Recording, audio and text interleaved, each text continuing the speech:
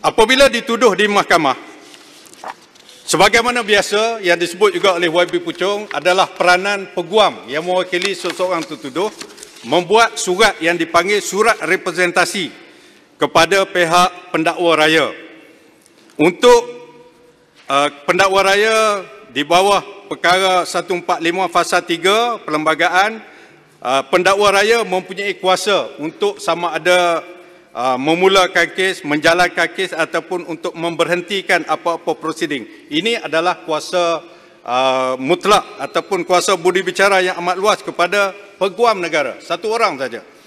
Jadi dalam kes Riza Aziz, ini jelas, dalam kes Riza Aziz, apabila beliau dituduh pada 18 November tahun 2019, peguam kepada Reza Aziz telah membuat satu surat representasi kepada Jabatan Peguam Negara memohon supaya petuduhan, 5 petuduhan kepadanya ditarik balik atau dikaji semula. Syarat di dalam surat representasi Reza ini, dia kata dia bersetuju untuk serahkan hak dia kepada 3 harta dia yang berada di Amerika Syarikat yang disita oleh DOJ, iaitu satu banglo di Beverly Hills, California, satu pansapuri di New York, satu rumah bandar di London, United Kingdom. Itu yang pertama, dia surrender his right kepada 3 properti ini. Yang kedua, Reza Aziz juga bersetuju supaya wang yang telah dirampas oleh Mahkamah Tinggi Kuala Lumpur dan disita dilucut hak. Wang Malaysia 537,000 Rupi Sri Lanka 2.87 juta dan 2,700 pound sterling, dan Reza Aziz juga menyatakan beliau bersedia untuk membayar compound. Compound ini juga merupakan satu perkara yang ada di dalam Akta AMLA ini, iaitu di bawah Seksyen 92 mengatakan jika sesuatu kesalahan telah di-compound, maknanya di bawah AMLA ini seseorang yang dituduh atau belum dituduh boleh minta dibayar compound. Jadi apabila Seksyen 92(4) AMLA mengatakan sesuatu kesalahan jika telah di-compound, maka tindakan pendakwaan tidak boleh dibuat ke atas orang itu, dan kalau pendakwaan telah dibuat maka ianya telah ditarik balik. Itu 18/11/11 tahun 2019. Ini penting, betul-betul.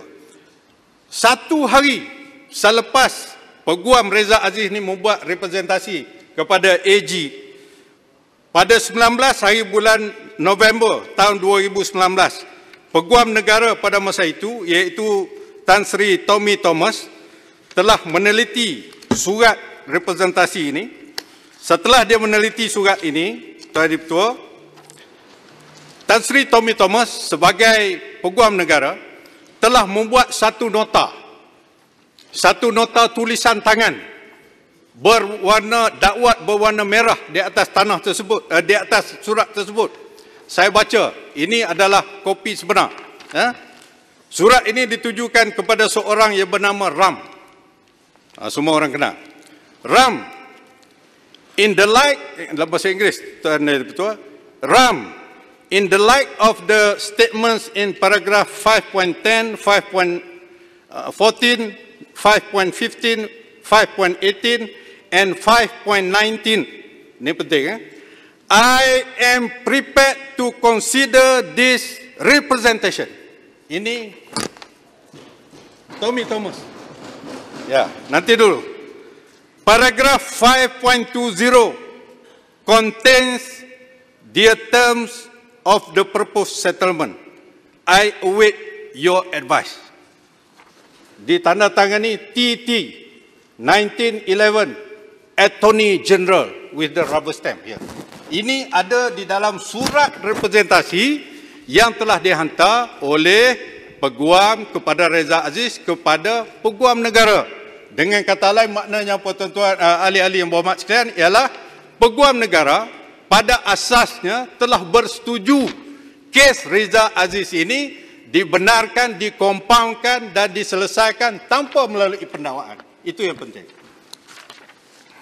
Tuan Ketua, apabila kita melihat perkara ini, maka rekod kita menunjukkan bahawa, rekod Peguam Negara menunjukkan bahawa Datuk Seri Gopal Sri Ram, iaitu pendakwa raya kanan yang dilantik oleh kerajaan mengendalikan kes ini telah berbincang dengan Ketua Pesuruhjaya SPRM pada masa itu, Puan Latifah Koya, dan Gopal Sri Ram dan Latifah Koya telah mencadangkan supaya cadangan-cadangan dalam representasi ini diterima oleh SPRM. Ini jelas. Oleh sebab itu, pada 11 hari bulan 11 tahun 2019. Kemudian rentetan selepas itu, pada 11 hari bulan 3, satu lagi surat representasi dimasukkan oleh Peguam kepada Reza Aziz, kepada AGC pada masa itu. Beliau memberi aku janji bahawa Reza Aziz akan mematuhi segala terma dan syarat yang dikenakan oleh SPRM ke atas kelima-lima tuduhan ini, dan atas dasar itulah pada selepas Kerajaan Perikatan Nasional menjadi kerajaan dah berlaku pertukaran AG, pertukaran Peguam Negara. Oleh kerana Peguam Negara yang lalu meletakkan jawatan, maka Peguam Negara yang baru telah diberi taklimat oleh timbalan-timbalan pendakwa raya yang mengendalikan kes ini, dan mereka telah memberitahu kepada Peguam Negara yang baru pendirian ataupun ketetapan yang telah dibuat oleh Peguam Negara yang lama. Maka atas dasar sebagai satu jabatan yang sama, maka Peguam Negara yang ada sekarang ini telah bersetuju untuk menerima tawaran Reza Aziz untuk beliau dikompaunkan berdasarkan Seksyen 92 Akta Amla, tertakluk kepada pematuhan yang ketat kepada semua terma dan syarat.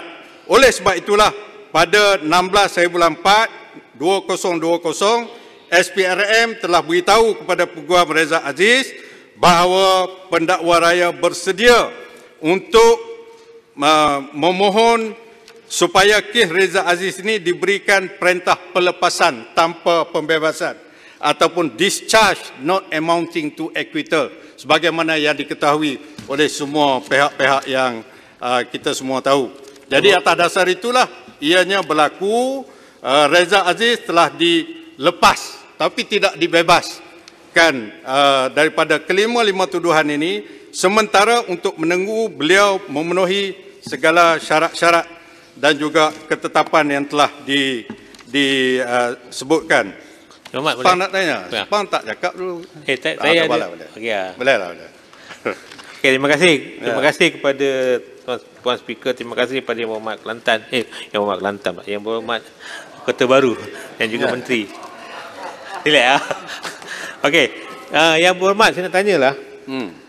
Tadi Yang Berhormat telah bacakan catatan daripada Yang Berhormat Tommy Thomas ataupun Peguam Negara. Okey. Saya bila baca tu, bagi saya lah, tak boleh Yang Berhormat terus buat conclusion bahawa dia telah bersetuju. Surat itu bagi saya qualified lagi. Sebab dia kata, I'm prepared. Itu yang saya faham. Kemudian dia kata, saya menunggu your advice daripada Gopal Sri Ram. Jadi bagi saya lah, berdasarkan surat itu, Gopal Sri Ram kena bagi advice, lepas tu tak spesifik dia ikut. Jadi Yang Berhormat mengatakan dia telah setuju. Bagi saya itu is misleading dengan izin. Jadi saya rasa Yang Berhormat, you are misleading. You are misleading di this parliament. Saya minta dia ambil tindakan bawah 3612. Sri Ram telah bincang you are misleading. You are misleading. You are misleading. You are misleading. Untuk 3612 menerima perkara ini.